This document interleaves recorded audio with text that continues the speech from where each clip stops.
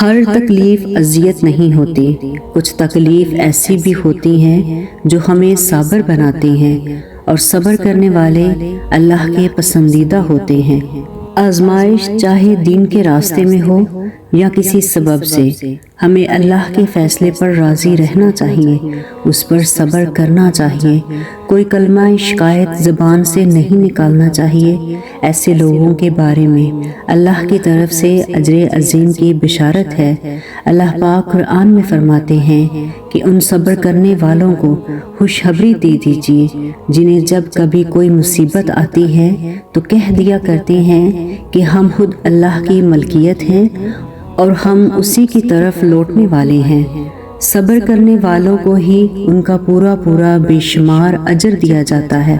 اللہ رب العزت نے ارشاد فرمایا کہ اے نبی کریم صلی اللہ علیہ وآلہ وسلم، اپنے رب کے حکم کی خاطر صبر کیا کیجیے۔ صبر ایک ڈال بھی ہے، بے صبر ہونے سے سفر کٹتا اور نہ ہی منزل ملتی ہے۔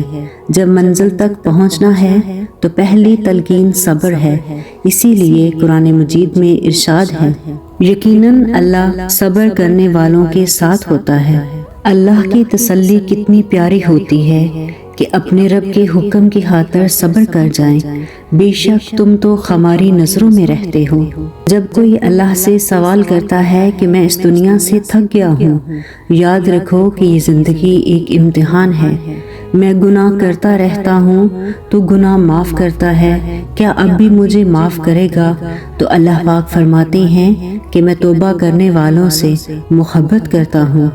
یا اللہ، سب کچھ بہت مشکل ہے، مجھے سکون کب ملے گا؟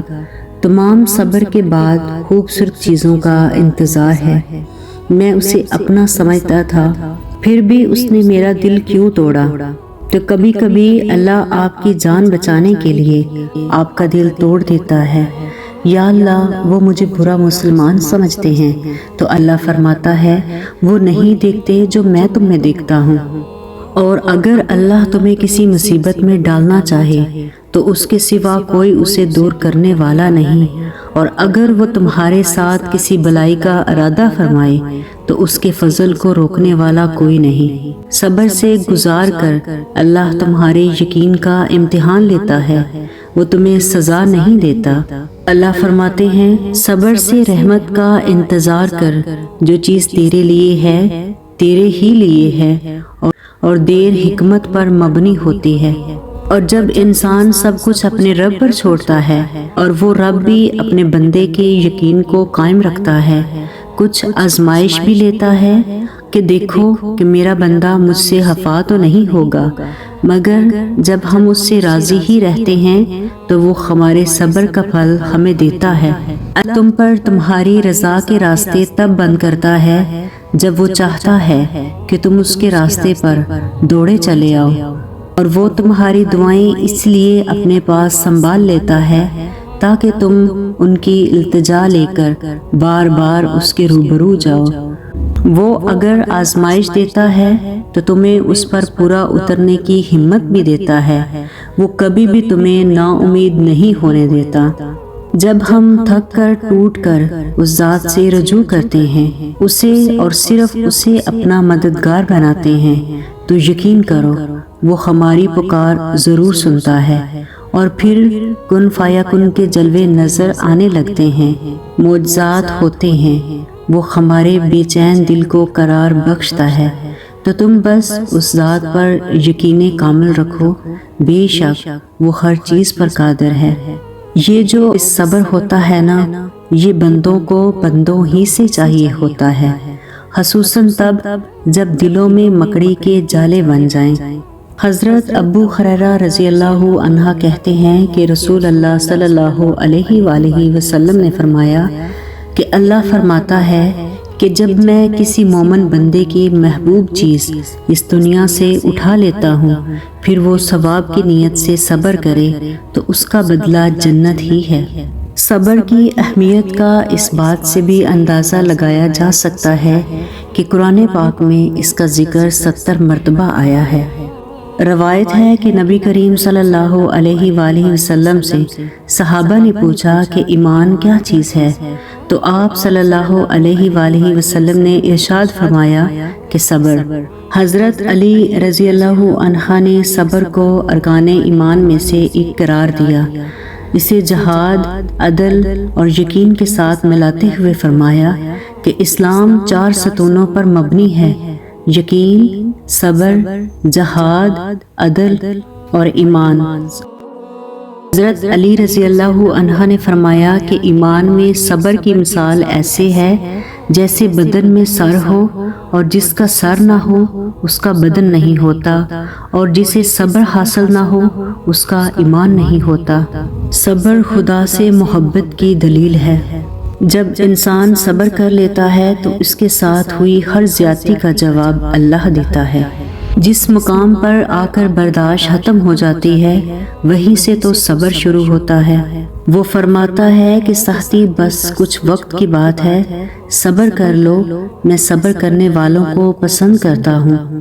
صبر اور بندے کی تڑپ کبھی ضائع نہیں جاتی۔ اس بات پر بھی یقین رکھو کہ اللہ کا وعدہ سچا ہے، بے شک وہ صبر کرنے والوں کے ساتھ ہے۔ دعائیں جتنا صبر لیتی ہیں وہ اتنا ہی رنگ لاتی ہیں، تو اپنے اٹھے ہوئے ہاتھوں کو کبھی مایوسی کی وجہ سے جھکنے نہ دینا، کیونکہ اللہ کبھی بھی صبر کی آخری حد تک آزماتا ہے، اور اس کے بعد صرف ایک ہی مرحلہ آتا ہے، اور وہ ہے اس کا کن۔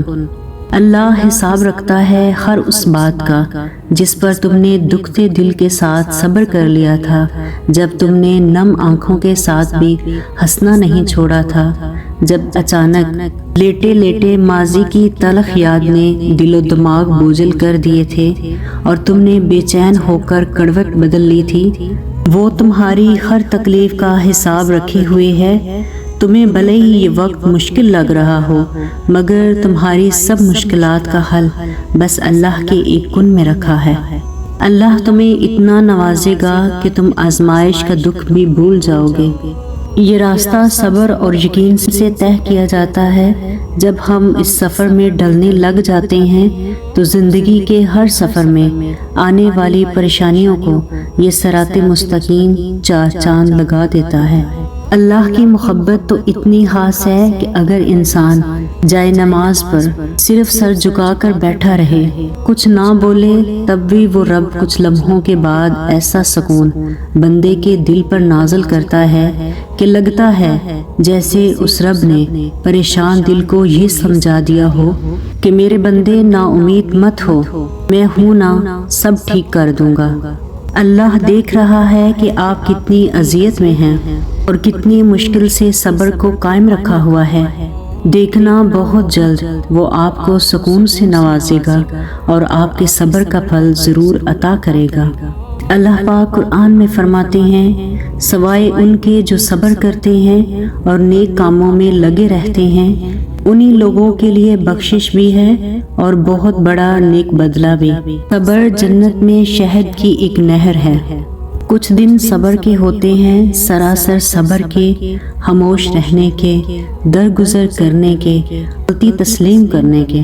کچھ لوگوں اور باتوں کے فیصلے اللہ کے حوالے کر دیں، اللہ کے حوالے کیے فیصلے کے نتیجے کا انتظار کریں، اور جب انتظار کرتے کرتے صبر کرنا محال ہو جاتا ہے تبھی صبر کا اجر عظیم ملتا ہے۔ اللہ پاک قرآن میں فرماتے ہیں کہ یہ لوگ جو باتیں بناتے ہیں ان پر صبر کرو۔ تمہارے چاہنے سے کچھ نہیں ہوتا جب تک اللہ نہ چاہے، بے شک وہ بڑا علم و حکمت والا ہے۔ جس کو چاہتا ہے اپنی رحمت میں داخل کرتا ہے، اور ظالموں کے لیے تو اس نے دردناک عذاب تیار کر رکھا ہے۔ اگر ویڈیو اچھی لگے تو چینل کو سبسکرائب کر لیں، لائک اور شیئر کرنا مت بھولیں۔ جزاک اللہ۔